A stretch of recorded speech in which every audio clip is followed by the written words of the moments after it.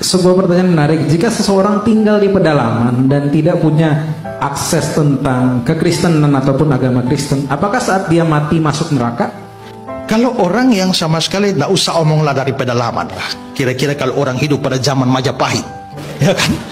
Dia nggak pernah dengar Yesus sama sekali. Apakah dia mati dia akan selamat? Nggak mungkin selamat. Karena hanya Yesus satu-satunya jalan. Jadi kalau dia sampai nggak pernah dengar Yesus, dia nggak bisa selamat. Dia mau akses dari mana? Satu-satunya jalan kan Yesus. Tapi kan rasanya nggak adil. Misalnya ya, kalau saudara tinggal atau hidup pada zaman kerajaan Majapahit, ya, saudara tidak pernah dengar nama Yesus, mati. Lalu waktu penghakiman terakhir saudara dihakimi, saudara akan masuk neraka karena saudara tidak percaya Yesus. Saudara akan protes kan? Loh, saya bukan nggak mau percaya, saya nggak dengarnya aja nggak pernah kok. Maka orang yang tak pernah dengar Yesus, dia tetap tidak selamat. Tapi kalau dihakimi dengan standar iman pada Yesus, itu tidak adil. Lah terus bagaimana?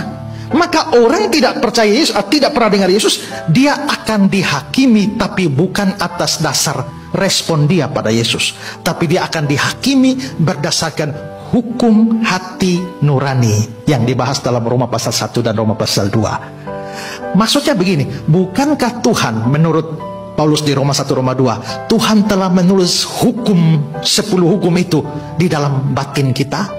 Maka bagi setiap orang itu ada yang namanya hati nurani. Nurani itu pengaruh Arab, hati nur ini. Nur itu cahaya. Jadi ada sunai desis dalam bahasa Yunani ya. Sun bersama-sama, desis bicara, bicara bersama-sama. Jadi semua kita tuh punya hati nurani. Di hati nurani itulah Tuhan taruh hukumnya.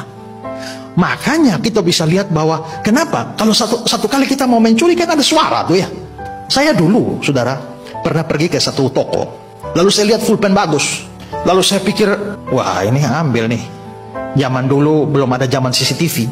Maka caranya saya ambil pulpen, saya masukkan di kaos kaki saya. Lalu saya keluar, lolos. Setelah sampai luar, ada suara bilang, Ezra, kau pencuri, kau masuk kembali dan kembalikan barang itu. Akhirnya saya kembali lagi, saya ambil, saya simpan lagi. Saya keluar. Begitu keluar, satu suara bilang, bodoh kau, sudah keluar ini. Memangnya itu toko bangkrut kalau kamu ambil satu pulpen. Kembali ambil, saya kembali lagi. Lalu ambil lagi. Setelah itu saya keluar lagi.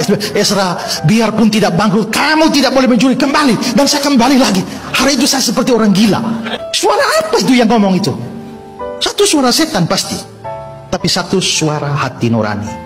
Nah, maka orang yang tidak pernah dengar Yesus, dia akan dihakimi berdasarkan hukum hati nurani. Dan nanti akan dibuktikan semua orang berdosa sebenarnya telah melanggar hukum hati nurani. Dan orang itu akan dimasukkan ke neraka. Bukan karena dia menolak Yesus, tapi karena dia melawan semua hukum hati nuraninya. Dia menjadi orang berdosa. Jadi yang bikin masuk neraka apa? Karena dosa, bukan karena dia tolak Yesus. Tapi kalau saudara dapat kesempatan dengar Yesus tapi masih tolak, hukum yang kedua ini yang berlaku itu ya. Wah, kalau begitu mending hidup di zaman Majapahit ya. Tidak ya, pokoknya orang hidup zaman apa saja dia harus percaya Yesus. Ada orang tanya, Pak, bagaimana dengan orang-orang perjanjian lama yang sudah mati Yesus belum lahir? Kalau Yesus satu-satunya jalan, bagaimana dengan Abraham?